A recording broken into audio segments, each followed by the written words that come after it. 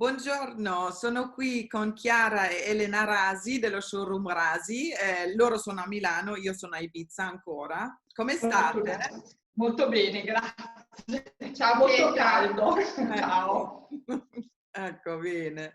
Lo showroom Rasi è una delle realtà più importanti in Italia. Voi siete un business di famiglia. Raccontatemi un po' come è iniziato, quando avete iniziato. Allora, noi abbiamo iniziato 50 anni fa e quest'anno dovremmo festeggiare i 50 anni. Faremo l'anno prossimo perché con la situazione Covid siamo riusciti. Abbiamo iniziato... Allora, hanno iniziato loro, io non c'ero. Hanno iniziato mia mamma e mio papà e adesso per obbligarli a lavorare ancora mi sono inserita anch'io a un certo punto a rovinare i loro piani.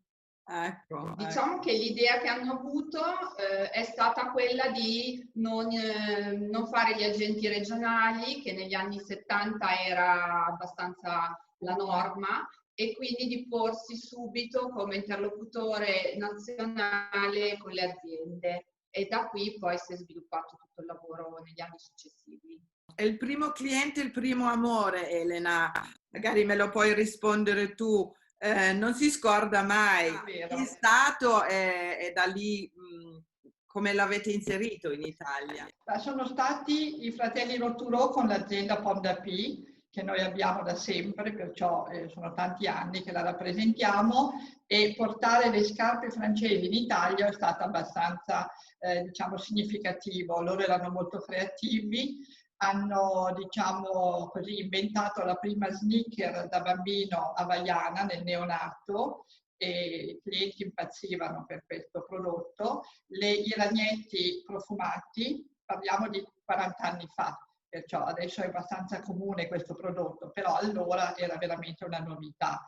E abbiamo continuato e la rappresentiamo ancora, perciò diciamo che abbiamo anche dei clienti che sono storici e anche di seconda generazione.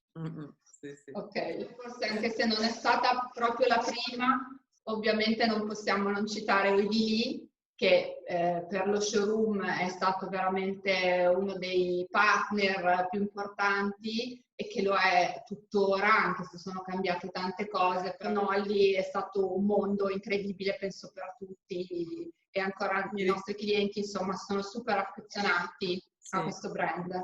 Mi ricordo, Elena, ci siamo conosciuti attraverso Oidili. Allora, sì, tanti anni fa. Sì, sì, è stato bellissimo, una bellissima... È stata una ventata, diciamo, una ventata di colore, forse, che non c'era in Italia. Esatto, e di novità, perché noi usavamo il cotone in inverno quando il cotone non esisteva, cioè i cappottini colorati, quando c'erano i grembiulini ancora che uscivano dai cappottini. Insomma, diciamo che è stata veramente una svolta anche nella moda bambino questo discorso, no? Con il marca, con il colore. Una cosa che sicuramente interessa tantissimi brand: come selezionate i clienti e quali sono i requisiti che un cliente deve avere per essere rappresentato da voi e quali le linee guida che seguite nel vostro lavoro? Ok, beh, diciamo che ricerchiamo dei prodotti unici sempre, cerchiamo dei brand che siano creativi, che si distinguano, che siano pensati per i bimbi, perché noi vogliamo vestire i bambini e non miniature di adulti, quindi cerchiamo un prodotto di qualità, un prodotto in questo momento anche che così segua un po' il discorso dell'organico, della sostenibilità, perché è sempre più importante, e soprattutto cerchiamo un'azienda seria, perché non possiamo impegnarci di fronte ai nostri clienti e poi non dare un certo tipo di servizio a livello di produzione, di consegna, quindi devono essere partner affidabili e noi dobbiamo garantire un certo tipo di servizio, quindi il prodotto ma anche il servizio. E voi come vi conquistate la fiducia dei clienti? Quali sono i rapporti che avete anche in questo momento così difficile che non poter toccare il capo, come fate? Allora, penso con la serietà di tanti anni di lavoro abbiamo tanti clienti che ci seguono quasi dall'inizio, se non dall'inizio, e quindi magari adesso stiamo come noi, stiamo lavorando magari con i figli, eccetera. Quindi sicuramente c'è un rapporto, c'è una collaborazione, ecco, loro sanno che noi cerchiamo sempre di consigliarli al meglio, di non seguire la vendita to court, ma così di proporre un prodotto in cui crediamo e che pensiamo sia adatto a loro. E in questa stagione ovviamente chiediamo un po' un atto di fiducia maggiore del solito, perché raccontare i tessuti online è difficile e capiamo la difficoltà dei clienti e quindi cerchiamo di andare sul sicuro sui prodotti che pensiamo non creeranno nessun tipo di problema e che saranno ben apprezzati dai consumatori. Ci proviamo. Comunque i clienti si affidano molto a noi, perché alcuni clienti addirittura chiedono magari foto, eccetera, di andare sul B2B, ma poi alla fine chiedono un consiglio diretto di cosa ne pensiamo delle loro scelte, eccetera. Perciò io credo che ancora di più c'è questo legame che è la fiducia tra il cliente e lo showroom. E quali sono i brand recenti che avete acquisiti? E quali sono le differenze di strategia che adottate o avete per ogni cliente una strategia diversa?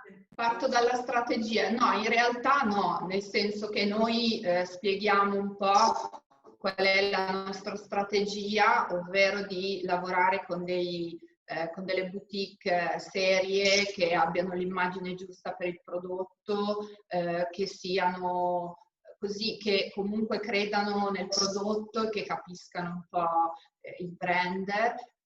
Cerchiamo così di fare una distribuzione abbastanza rilassata e quindi le aziende se vengono da noi sanno che questo è quello che noi offriamo. Non penso che ci possa essere una differenza di strategia tra un brand e l'altro, perché noi, la maggior parte dei nostri brand possono tranquillamente convivere nello stesso punto vendita e quindi la strategia è unica.